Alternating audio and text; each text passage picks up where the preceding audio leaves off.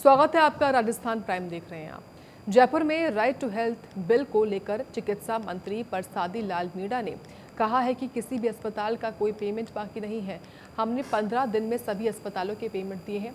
Doctor सरकार पर एहसान नहीं कर रहे हैं। डॉक्टर्स को काम के बदले पैसे दिए जा रहे हैं। काम करेंगे तो पैसा भी दिया जाएगा। मंत्री ने साथ ही कहा कि राइट टू हेल्थ बिल लागू होने के बाद पालन करना होगा। सरकार के दरवाजे वार्ता के लिए हमेशा खुले हैं और कानून को वापस लेने का कहने का अधिकार डॉक्टरों को नहीं है। राइट टू हेल्थ बिल जनता के हित में कानून बनाया गया है। डॉक्टरों के कोई सुझाव है तो सरकार उसे मानने के लिए तैयार है, लेकिन किसी भी कीमत में सरकार इस बिल को वापस नहीं लेगी।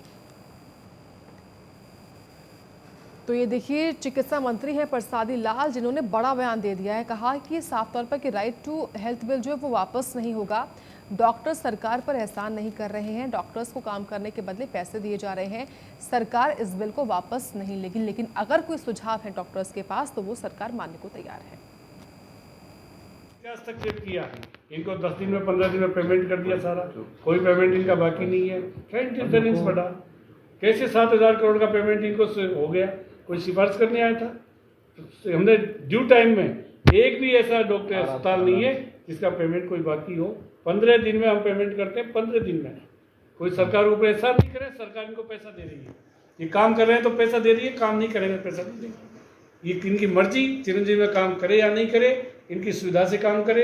ये तो निश्चित रूप से कोई प्राइवेट डॉक्टर्स के ऊपर जबरदस्ती नहीं है। जब ये कानून लागू होगा, कानून को प्रदेश में लागू होगा, सबको मानना होगा, तो निश्चित रूप से जब 2 साल से ये काम कर रहे हैं, अभी नए कानून से इनको क्या तकलीफ आ रही है?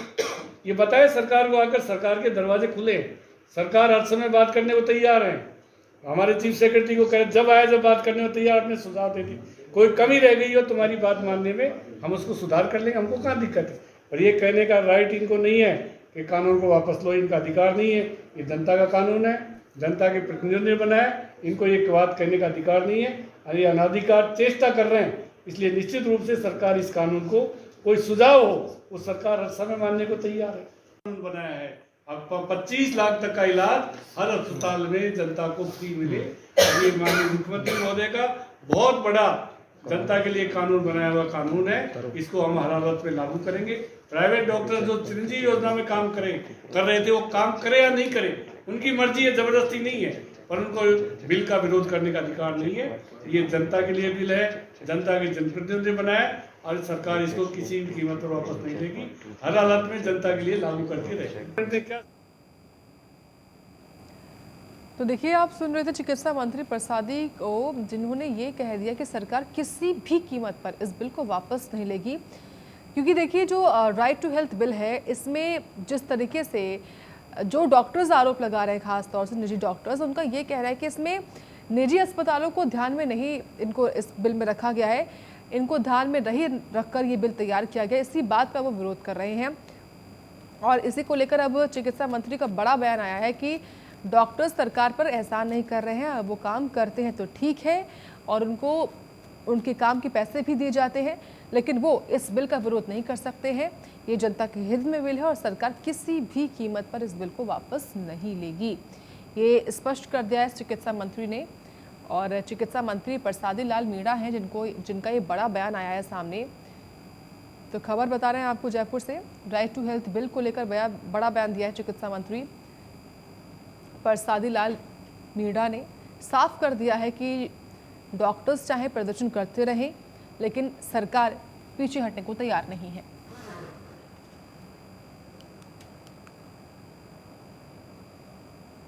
जयपुर में जलदाय मंत्री डॉक्टर महेश जोशी हवा महल विधानसभा क्षेत्र के दौरे पर रहे। मंत्री डॉक्टर महेश जोशी ने जयपुर के गोविंद देवजी मंदिर पहुंचकर गोविंद देवजी के दर्शन कर देश प्रदेश में खुशहाली की कामना की है। मंत्री महेश जोशी ने गोविंद देवजी मंदिर में चल रहे विकास कार्यों का अवलोकन कर विकास कार्यों की प्रगति की जानकारी भी ली है। महेश जोशी ने मौके पर अधिकारियों को आवश्यक दिशा निर्देश भी दिए हैं। साथ ही बता दें आपको कि ये खबर जयपुर से सामने आई है, जहां पर जानकारी है कि जलदाय मंत्री महेश जोशी का हवा महल का दौरा था। मंत्री ने गोविंद देवजी मंदिर में दर्शन किए हैं। महेश जोशी ने विकास कार्यों का अवलोकन भी किया है।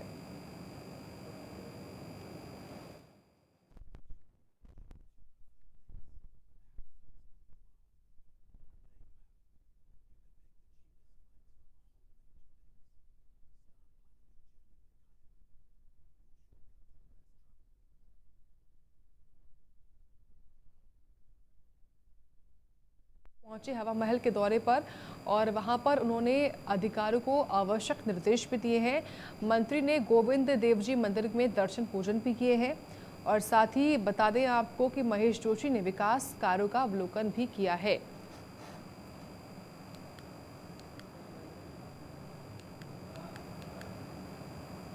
सिरोही जिला मुख्यालय में PWD colony Swami Vivekananda park में विवेकानंद की प्रतिमा का अनावरण समारोह आयोजित किया गया।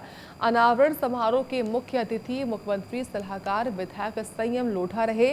प्रतिमा अनावरण कार्यक्रम के पहले राम झरोखा मैदान से शहर के मुख्य मार्गों से होते हुए स्वामी विवेकानंद उद्यान तक भव्य शोभा यात्रा निकाली गई। शोभा यात्रा में युवा और बच्चे विभिन्न वेशभूषा पहने हुए दिखाई दिए। गाजे बाजे के साथ भव्य शोभा यात्रा निकाली गई। शोभा यात्रा विभिन्न मार्गों से होकर विवेकानंद उद्यान पहुंची, जहां पर प्रतिमा का अनावरण समारोह आयोजित हुआ और विधायक ने प्रतिमा का अनावरण भी किया। इस दौरान बड़ी संख्या में युवा, छात्र छात्राओं सहित बड़ी संख्या में लोग भी शामिल रहे। इस अवसर पर विधायक संयम लोढ़ा ने स्वामी विवेकानंद के बारे में लोगों को जानकारी भी दी।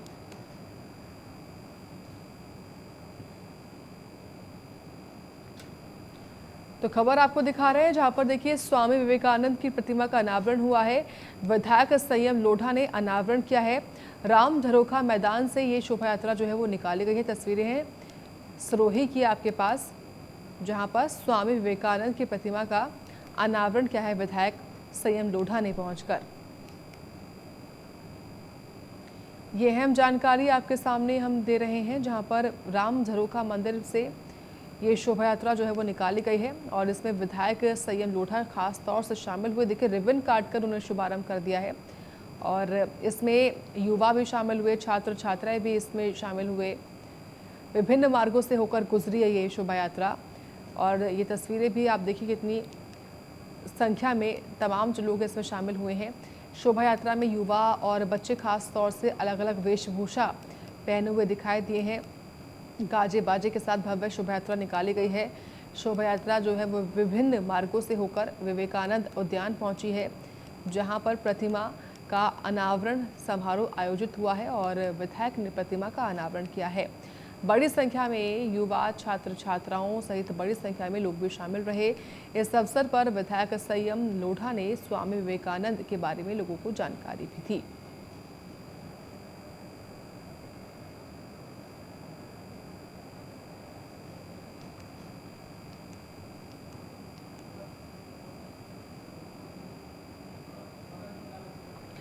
इसी खबर पर और अधिक जानकारी हम लेंगे मगन प्रजापति से। मगन, तस्वीरें हम देख रहे हैं। देखिए यहाँ पर विधायक ने पहुंचकर स्वामी विवेकानंद की प्रतिमा का अनावरण किया है संयम लोढ़ा के द्वारा। और क्या कुछ खास हुआ, क्या है जानकारी? जी बिल्कुल, आपको बताना चाहूंगा कि यहाँ सिरोही जिला मुख्यालय पर यहाँ जो राम झरोखा मैदान है, वहाँ पर एक आज स्वामी विवेकानंद की प्रतिमा के अनावरण कार्यक्रम को लेकर एक भव्य विशाल शोभा यात्रा निकाली गई, जो शहर के विभिन्न मार्गों से गाजो बाजों के साथ ये विशाल शोभा यात्रा निकाली गई। इस दरमियान जो विधायक संयम लोढ़ा थे, उन्होंने भी कार्यक्रम में शिरकत की और जो ये शोभा यात्रा में कहीं मैं बताना चाहूंगा कि यहाँ पूरा जो शहर है भगवा रंग में नजर आया और जो इस विशाल जो रैली थी वो शहर के विभिन्न मार्गों से होकर यहाँ जो राम झरोखा से शुरू हुई थी, वहाँ पर ये शुरू हुई थी और उसके बाद में मूर्ति का जो अनावरण कार्यक्रम था, वहाँ पर विधायक संयम लोढ़ा ने स्वामी विवेकानंद की प्रतिमा का अनावरण किया। इस दौरान नगर परिषद के जो सभापति थे और कई जो अधिकारी थे और इसके अलावा भी जो तमाम जो यहाँ पुलिस के जो जवान को या अधिकारी वो तमाम इस कार्यक्रम में मौजूद रहे और कहीं ना कहीं इस कार्यक्रम को लेकर शहर के जो अनेक लोग थे वो उस रैली के रूप में विभिन्न मार्गों से होकर गुजरे। लेकिन इस दरमियान जो शोभा यात्रा में बताना चाहूंगा कि जो आकर्षण का केंद्र जो रही आदिवासी नृत्य थे, वो लोगों के लिए कहीं ना कहीं आकर्षण का केंद्र है और पूरे जिले भर के जो कांग्रेसी पदाधिकारी और कार्यकर्ता थे वो भी इस शोभा यात्रा के दौरान मौजूद रहे। जी साथ ही मगन, ये जो शोभा यात्रा थी ये लगभग कितनी देर तक निकाली गई? इस शोभा यात्रा का साथी उद्देश्य भी क्या हम समझें? जी बिल्कुल, आपको बताना चाहूंगा कि ये जो स्वामी विवेकानंद की प्रतिमा का जो अनावरण कार्यक्रम का, वो उसी के तहत नगर परिषद के सही तत्वाधान में यहाँ पर एक विशाल एक भव्य शोभा यात्रा का जो आयोजन था वो किया गया था। इसका जो मुख्य उद्देश्य ये था कि जो आज स्वामी विवेकानंद की प्रतिमा का को अनावरण कार्यक्रम था, उसी उद्देश्य के तहत शहर में एक विशाल एक भव्य शोभा यात्रा निकाली गई, जो शहर के मुख्य मार्गों से होकर गुजरी और वहां पर जो स्वामी विवेकानंद की प्रतिमा थी वहां पर जाकर ये संपन्न हुई। और जो विधायक सीएम लोढ़ा थे उन्होंने इस स्वामी विवेकानंद की प्रतिमा का अनावरण किया। इस दौरान विद्यालय के विद्यार्थी समेत बड़ी संख्या में लोग भी इसमें मौजूद रहे। तो कहीं ना कहीं आज इस शोभा यात्रा को लेकर लोगों में उत्साह जरूर देखने को मिला। जी ठीक है, शुक्रिया आपका विस्तार से बताने के लिए हमको मगन इस खबर के बारे में। तो देखिए, स्वामी विवेकानंद की प्रतिमा का अनावरण हुआ और शहर के अलग अलग मार्गों से होते हुए ये शोभा यात्रा जो है वो गुजरी है। विधायक संयम लोढ़ा इसमें शामिल हुए, उन्होंने ही इस शोभा यात्रा का नेतृत्व किया है, जिसकी तस्वीरें आपके सामने हम दिखा रहे हैं।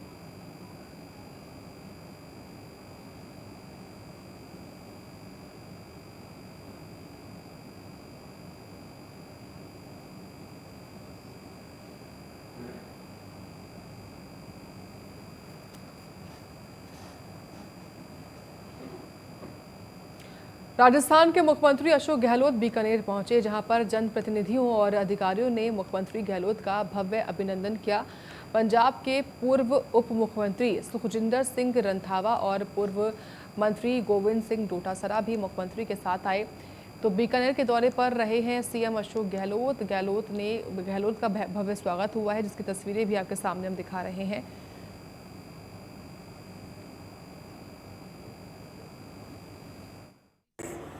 आप लोग देश में क्या हो रहा है, प्रदेश में क्या हो रहा है और दुनिया में क्या हो रहा है, वहाँ तक भी आपकी नॉलेज होनी चाहिए। नॉलेज इज पावर, ये नई थीम चली है पूरी दुनिया के मुल्कों में। जो ज्ञान है किसी के पास में, वो भी बहुत बड़ी ताकत होती है।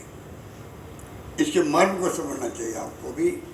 लिखना, पढ़ना, अध्ययन करना, आजकल तो स्मार्टफोन है, इंटरनेट सेवाएं हैं, पूरी जानकारियाँ संजो के रखना मैं समझता हूँ ये ज़िंदगी भर काम आती है, ज़िंदगी भर काम आती है। इतने प्लेटफॉर्म पे डिस्कशन होते हैं देश की राजनीति के बारे में, प्रदेश के बारे में, दुनिया के बारे में।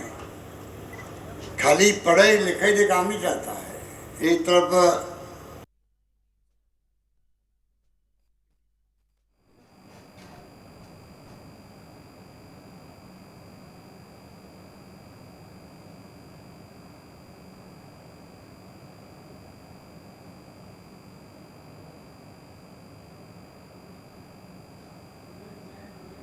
इसी खबर पर और अधिक जानकारी हम लेंगे सहयोगी सुरेश जैन से। सुरेश, बीकानेर का दौरा रहा मुख्यमंत्री अशोक गहलोत का, दौरे का उद्देश्य क्या था, क्या कुछ खास कार्यक्रम हुए, क्या है जानकारी पूरी? साक्षी, आपको बता दूं कि आज राज्य के मुख्यमंत्री अशोक गहलोत ने बीकानेर दौरे पे गए। उन्होंने राजकीय डूंगर महाविद्यालय में छात्र संघ कार्यालय का उद्घाटन किया। करते हुए उन्होंने कहा कि शिक्षा ही सशक्त माध्यम है जिससे युवा अपने भविष्य के लिए रास्ता चुन सकते हैं। जी साक्षी। बिल्कुल सुरेश, जिस तरीके से देखिए तस्वीरें भी हम देख पा रहे हैं, मुख्यमंत्री पहुंचे और इस महाविद्यालय में जो कार्यक्रम था उसको संबोधित भी किया और बच्चों को यही बताते हुए दिखाई दिए कि जो ज्ञान होता है वो सबसे बड़ी शक्ति होती है बच्चों की, और इसी का साथ लेकर वो आगे बढ़ सकते हैं अपने जीवन में। इसके अलावा मुख्यमंत्री ने क्या सौगात दी है, क्या कुछ और कार्यक्रम थे मुख्यमंत्री के बीकानेर में? मुख्यमंत्री ने छात्र हितों को देखते हुए 30 नए कक्षों का निर्माण किया एवं उन्होंने प्रदेश में बड़े शिक्षण संस्थान स्थापित करने की और चहुमुखी विकास के लिए राज्य सरकार संकल्पबद्ध है, ऐसा कहते हुए कहा कि बेहतर शिक्षा के लिए हर संभव प्रयास और नवाचार किए जा रहे हैं। जी साक्षी। बहुत धन्यवाद आपका सुरेश जैन जानकारी के लिए।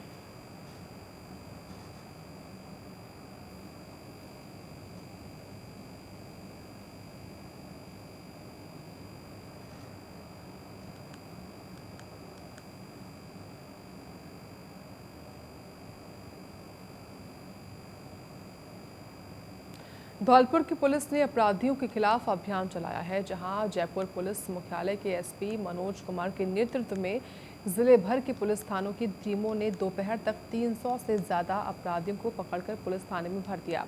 जिसके चलते पुलिस थाने भर भी गए। पुलिस द्वारा पकड़े गए आरोपियों में आदतन अपराधी, हिस्ट्री शीटर एवं स्थायी वारंटी भी शामिल हैं। पुलिस की कार्रवाई अभी भी जारी है और शाम तक 500 से ज़्यादा अपराधी पुलिस की गिरफ्त में आ गए हैं।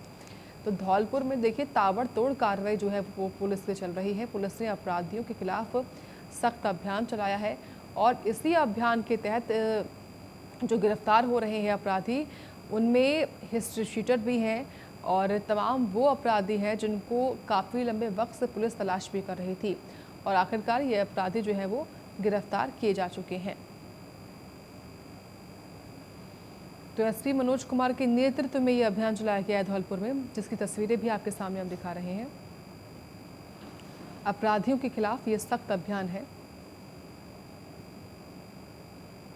माननीय डीजी साहब राजस्थान पुलिस, एडीजी साहब क्राइम एमएन दिनेश साहब, डीजी साहब उमेश मिश्रा साहब, इनके निर्देशन और कुशल सुपरविजन में आज रेंज भरतपुर द्वारा वांछित अपराधियों, अवैध गतिविधियों की रोकथाम की गई, जिसमें रेंज आईजी साहब गौरव श्रीवास्तव के ने पूरे रेंज का नेतृत्व किया।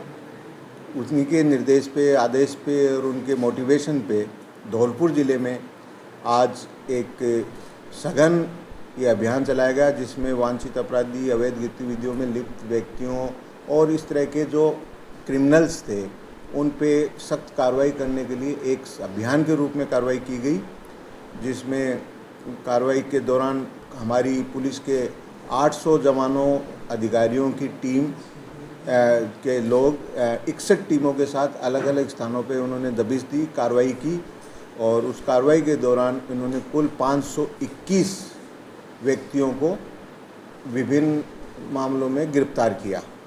इनमें से ख़ास तौर पे अपन बात करें तो अवैध हथियारों के साथ 11 हथियार बरामद किए गए और 14 व्यक्तियों को गिरफ्तार किया गया।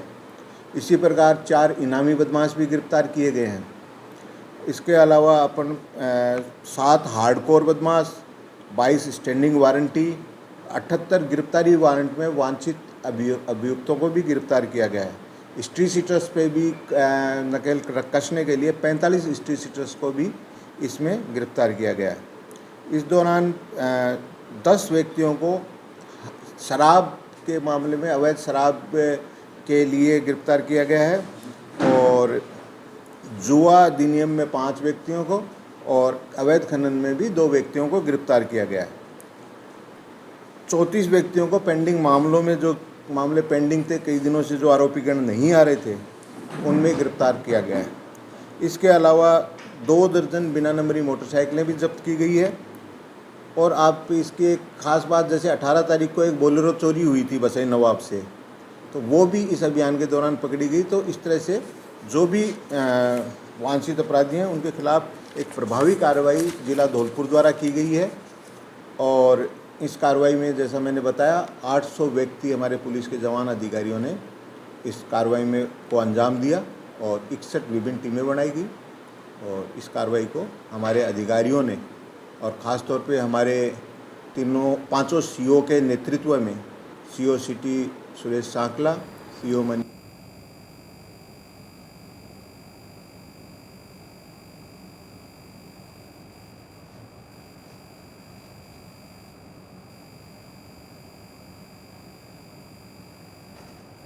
तो खबर धौलपुर से बता रहे हैं आपको, जहां पर पुलिस ने अपराधियों के खिलाफ एक सख्त अभियान चलाया है, जिसके तहत 500 से भी ज़्यादा जो अपराधी हैं वो गिरफ्तार हो चुके हैं। एसपी मनोज कुमार के नेतृत्व में ये अभियान जो है वो चलाया गया है, जो कि अभी तक लगातार चल रहा है, जिसके तहत ऐसे तमाम जो हिस्ट्री शीटर हैं, बदमाश हैं, उनको पकड़ा जा रहा है और जेल की सलाखों के पीछे भेजा जा रहा है।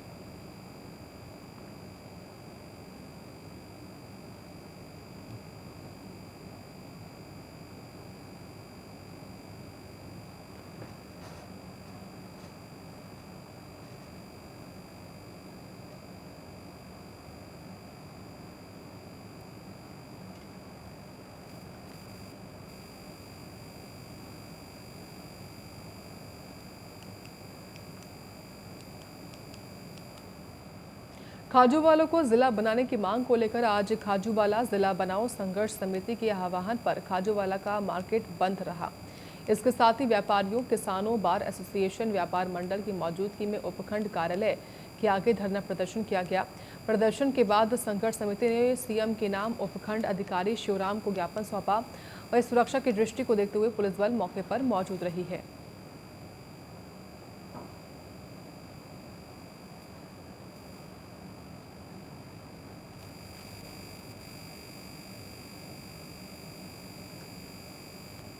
तो तस्वीरें आपके सामने बीकानेर से हम दिखा रहे हैं, जहां पर खाजूवाला का मार्केट आज बंद रहा है।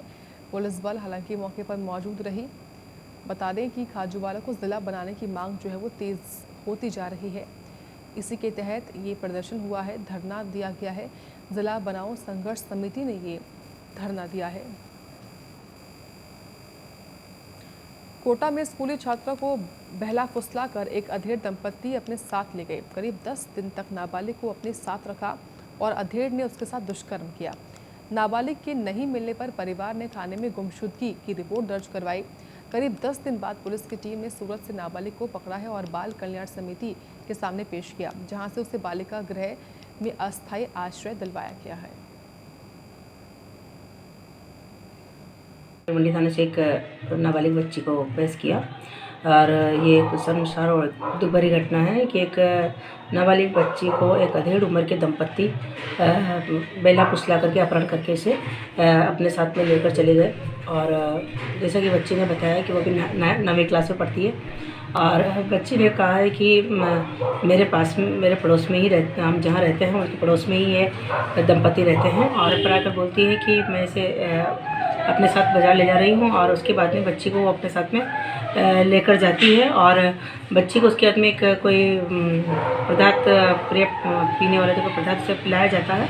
उसके बाद में बच्ची को कुछ भी याद नहीं रहता है और उसे बच्ची बताती है कि उसके बाद मोटरसाइकिल में बिठा करके मुझे कोटा लेकर आते हैं। कोटा के बाद में यहाँ से ट्रेन में बिठा करके और वो जयपुर लेकर जाते हैं। 3 दिन तक गेस्ट हाउस में वहाँ रुकते हैं और उसके बाद में वो वहाँ पर मेरे साथ में ज़बरदस्ती मेरे साथ में दुष्कर्म करते हैं और उसके बाद वहाँ से सूरत लेकर जाते हैं और सूरत में 3-4 दिन तक सूरत में रखते हैं उस बच्ची को बंदी बना करके और उसके बाद में वहाँ पर भी उसे जबरदस्ती उसके साथ में दुष्कर्म किया जाता है। तो दोनों दंपत्ति इसमें सहभागी होते हैं और वो जो दंपत्ति है वो अधेड़ उम्र के हैं और बच्ची अभी 16 वर्षीय ही है, 9th क्लास में पढ़ती है, नाबालिग है। उसके बाद में परिजनों द्वारा जब रामगढ़ थाने में बच्ची का इस तरह की रिपोर्ट दर्ज कराई जाती है कि वो लेकर गए हैं और इस तरह की कोई मामला है तो पुलिस तुरंत एक्शन लेती है इस मामले में और